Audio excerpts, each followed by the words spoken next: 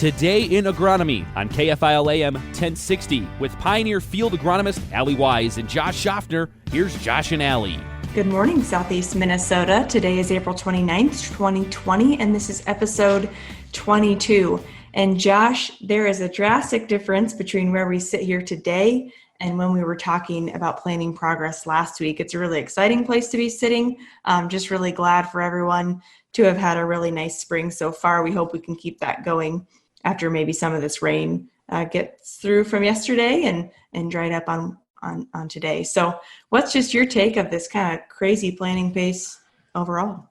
Yeah, it's been a wild pace. And if you go back to, I think last Saturday, there was a little bit of planning in Houston County. And since last Saturday, really since yesterday, we had some rain. We planted every day, and even yesterday ahead of the rain, likely a few guys snuck some acres in the morning before the rain moved through. So it's been a very crazy pace. I think in my career, kind of watching a planting season, 15 years, I don't think I've seen one, start and have this rapid of a pace across Southeast Minnesota. But yeah, by far with the equipment, technology of today, we've talked a lot about the value of early planting, the importance of it. And I think that was on a lot of growers' minds when conditions were good. They really took advantage. And, looking at planting progress, Allie, it's pretty amazing what we're maybe looking at. Maybe that's something you can maybe walk us through a little bit of just what % of the crop we think we got planted so far. Yeah, so I'd say in our corner of Southeast Minnesota, we've got to be sitting to close to 80% planted on corn. On the soybean side of things, there were certainly some guys that got working on soybeans just as early as corn, but soybean planting has really started to pick up pace as we moved into this week. So I think we'd expect that number to start to trend upward as well. But on the PKP, so our product knowledge plot side of things, Josh, do you mind just walking us through where we're sitting there? Because from a trial standpoint, pretty happy for all the early looks we're going to have in the ground here. Yeah, not uncommon when I look at our replicated PKP trials. We've talked a lot about this on previous episodes, and we talk about some of the data from these replicated trials we do across Southeast Minnesota.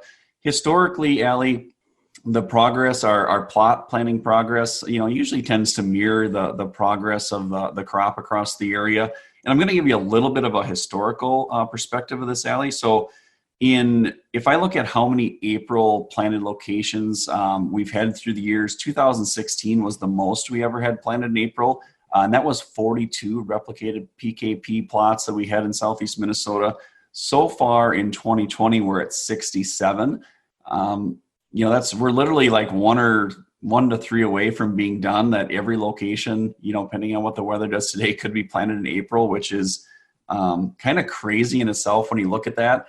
But at the same time, we've had beautiful conditions, Allie. Last week we were talking a little about soil temperature. But yeah, looking at soil temperature, soil conditions, looking at some of the conditions of the crop that's been planted to date, I couldn't be happier with how things have turned out. And soil temps, Allie, week over week are on a really positive trend as well.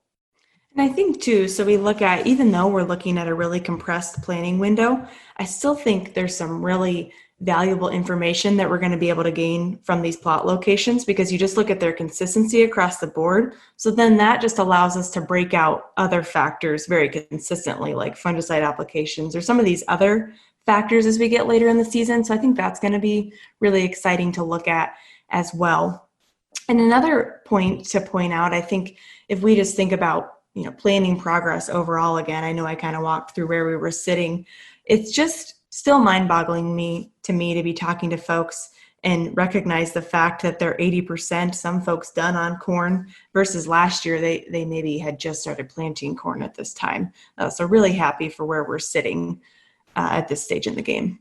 Yeah, and looking back to last week's show, we talked a little about soil temp, and a week ago now, soil temps in the morning at 8 o'clock were ranging still from in the high 30s to the low to mid 40s. This week, Allie, the 2 to 4 inch in the morning, for the most part across the areas in the high 40s to low 50s consistently, which is good. And one thing that has I shouldn't be surprised when you do look at the GDU accumulations. Some of the corn that was planted, a week ago, the first, last Monday, Sunday, Monday, Tuesday, Wednesday, that corn is sprouted, and for the most part, what we dug up, it looks really good. And GDU wise, Allie, maybe just go through where we're sitting GDUs, how many GDUs it's going to take to get the corn to emerge, and let's just kind of project that out when we're thinking we'll start seeing some corn rows as we drive around. Yeah, so if we look at where we're sitting GDU wise we'll maybe use the Rochester area just for consistency. We're around 44 GDUs. From now to May 10th, we're projected to pick up another 74 GDUs. So you look at if we need around 115 GDUs or so for that corn plant to emerge by May 10th, if not a little bit sooner, we should expect to have be able to get some really nice looks on some of this corn coming out of the ground. Yeah, my initial take is I wouldn't be surprised if we see it a little bit sooner. GDU-wise, it calculates really good. One thing we've had a lot in this run is a lot of sunshine as well, and I think that's really allowed the soil to warm up a little bit, that it's maybe trending a little bit ahead. And it'll be exciting to see when that all comes up, and we'll want to keep a close eye on it. But so far, things, a lot of positive signs. And Allie, when we come on a break, we'll talk a little bit more about some GDU things and some crop conditions and maybe a few considerations to be thinking about in the weeks ahead.